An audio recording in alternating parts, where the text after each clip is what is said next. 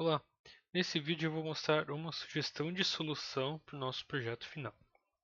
Então, eu vou mostrar uma solução em C++, eu também fiz ela em Python, vou disponibilizar aqui as duas.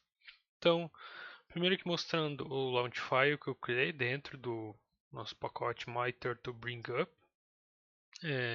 Aqui eu estou inicializando o TurtleSim.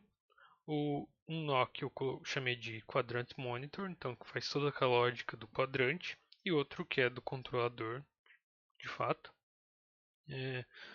Eu coloquei aqui alguns parâmetros que eu estou setando, alguns remaps no nome dos tópicos. Coloquei aqui como um argumento do nosso Launchfire a espessura da caneta. Então vamos inicializar esse Launchfire. Então aqui já tenho esses terminais aqui que eu já dei source no nosso Turtle Workspace. Então se eu der aqui um rosLaunch, my Turtle bring up. E aí eu tenho dois launch files, myTurtleCpp e myTurtlePy.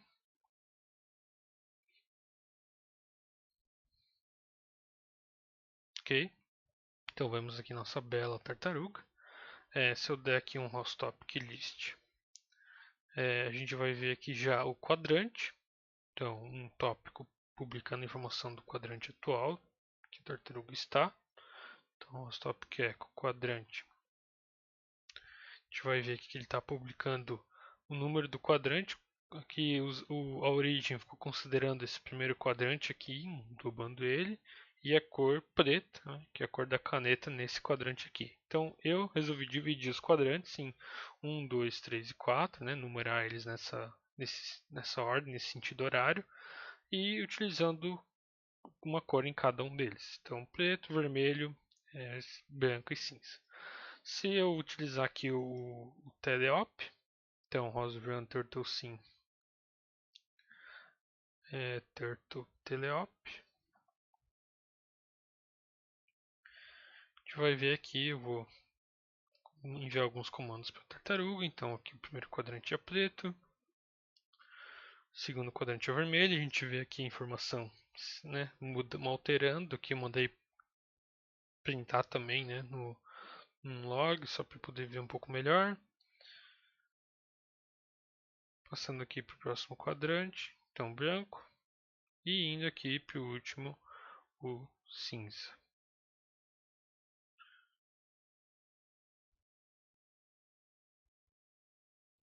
Beleza. E aqui por último, voltando para o preto. Beleza. Aqui vamos então dar uma olhadinha no código. Então primeiro eu, criei o MyTurtleMessages. Tenho aqui o quadrante, o tipo de mensagem definida que eu criei. Então como a gente viu, ele está publicando o número do quadrante e a cor, que é uma string. Então bem simples. E no nosso nó de quadrante monitor, para ver que não tem muita lógica. Então eu criei aqui um subscriber na posição da tartaruga.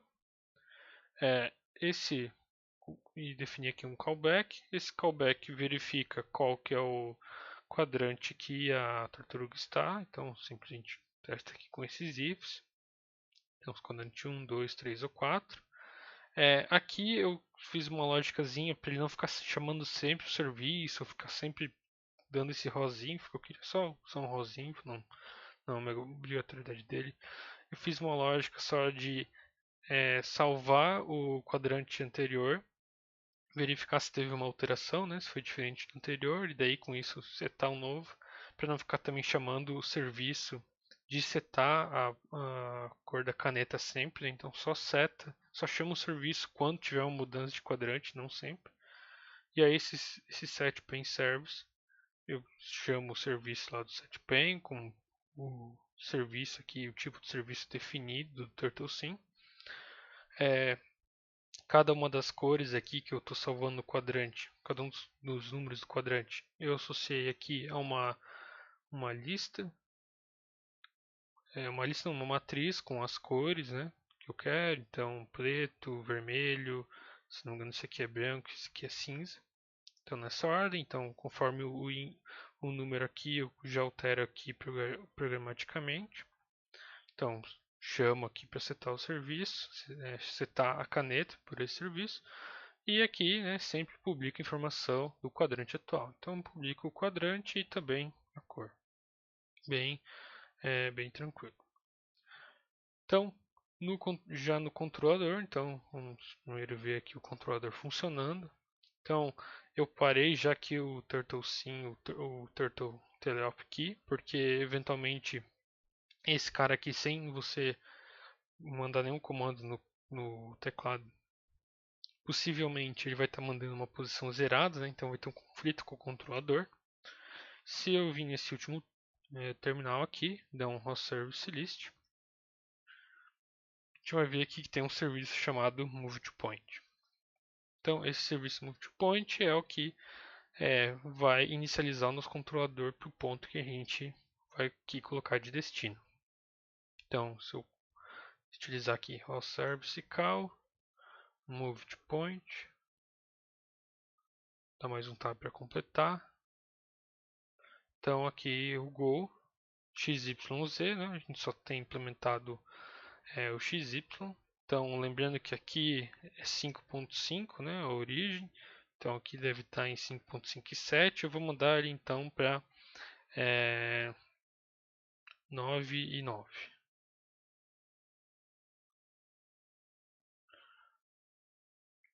Então resultou como true, que ele conseguiu inicializar o controlador. Aqui eu mandei ele printar o erro linear e angular. Ele deve ir bem aqui para o canto. Então chegou aqui até uma tolerância aqui que eu tinha setado de 0.05 e terminou de executar o controlador. Se eu mandar ele aqui para uma posição menor, né? Então mandar ele aqui para 4 e 3. A gente vai ver então de novo que a tartaruga vai rodar no próprio eixo, vai apontar na direção do destino e vai naquela direção. E a gente vai vendo aqui que ele está publicando a informação do quadrante e também que ele vai alterar, né, assim que a gente passar aqui pelas mudanças vermelho e agora aqui em branco. Ok, então vendo aqui o nosso nó do controlador. Então não é o único jeito de fazer ele, mas o jeito que eu fiz aqui foi ter esse serviço, implementar esse serviço de move to point, que tem um callback. Então eu tenho esse serviço, um subscriber na posição e um publisher no comando. Esse subscriber da posição ele sempre está ativo, né? Ele sempre vai estar inscrito aqui, porém ele só vai fazer alguma coisa enquanto essa variável aqui newGo for true. Então sempre que eu recebo um novo chamada aqui desse serviço, eu seto como true ela, e aí quando chegar no fim eu seto ela como false, e aí o callback aqui continua rodando, mas sem enviar nenhum comando. Na verdade eu fico sempre enviando esse comando aqui para ficar parado. Então tem esse callback do serviço que pega o go em x e em y, salva isso numa variável, referência em x e em y, seta aqui esse new go, essa flag, para a gente realmente inicializar, né, executar esse move to point, e retorna o result aqui como true, dizendo, né, nesse caso aqui que o move to point foi inicializado com sucesso. Aqui esse comando publish é só o comando da posição que a gente quer, né? X, velocidade linear e velocidade angular. No caso, ele vai salvar aqui no linear.x, no angular.z e publica a informação. A lógica principal está realmente aqui dentro do move to point. Então o move to point vai fazer o quê? Vai calcular o erro linear, então conforme a gente viu aquela fórmula do quadrado, a gente faz, né, o quadrado aqui do erro em x, o quadrado do erro em y, soma e tira a raiz quadrada disso. A gente não vai ter sinal aqui, né, vai ser sempre um erro maior que zero. Faz também o ângulo, que a gente tem o erro angular. Então a gente vai calcular esse com base na posição de referência e no atual em x e em y, né, calcula esse ângulo aqui, faz menos o ângulo atual, posição atual. Então, e aí implementa aquela lógica que eu já tinha apresentado lá no documento. Então, verifica se tem um erro linear. Se tiver erro linear, quer dizer que a gente não está no ponto de destino. Se tiver erro angular, você vai ter um comando aqui de velocidade angular, né? Gira no próprio eixo. Se não, vai reto. Então, seta as duas velocidades e publica elas. Se não tiver mais esse erro linear, a gente seta o new goal para falso, né? Manda aqui parar, né? Manda esse comando para parar, 00, só para ter certeza. E aqui publica a informação de fim. Então, já mostrei aqui ambos funcionando. Aqui em Python, a solução é exatamente a mesma, a lógica, só muda a implementação, né, dos comandos do ROS, que tem as devidas alterações para o Python. Mostrando aqui, por fim, o move to point, o serviço, então é um ponto com um goal. Não usei um tipo de mensagem aqui dentro customizado, mas ele em si, o serviço aqui, é um tipo de serviço, um tipo customizado, né, como a gente criou, como era um requisito do projeto. Então, um goal e um resultado. A gente podia aqui incrementar mais algumas outras informações também, tanto de entrada do serviço como de saída, assim também como no quadrante. Então, essa é uma solução, uma sugestão de solução, não é a única forma, tem jeitos diferentes que a gente pode implementar, principalmente ali a lógica do controlador. Algumas pequenas mudanças é possível serem feitas. Ali na parte do quadrante pode trocar a ordem, pode trocar, chamar de A, B, C e D. Claro, dá para alterar as cores com certeza. A solução aqui em Python, como comentei, é exatamente igual, então só vou colocar em anexo, não vou apresentar ela. Então, seria isso por esse vídeo aqui, essa apresentação. Então, espero que dê alguma ideia para você, caso você esteja travado também e esteja aqui assistindo o vídeo de como resolver, pode tentar ali, implementar de alguma outra forma também. Então, do projeto, então, seria isso.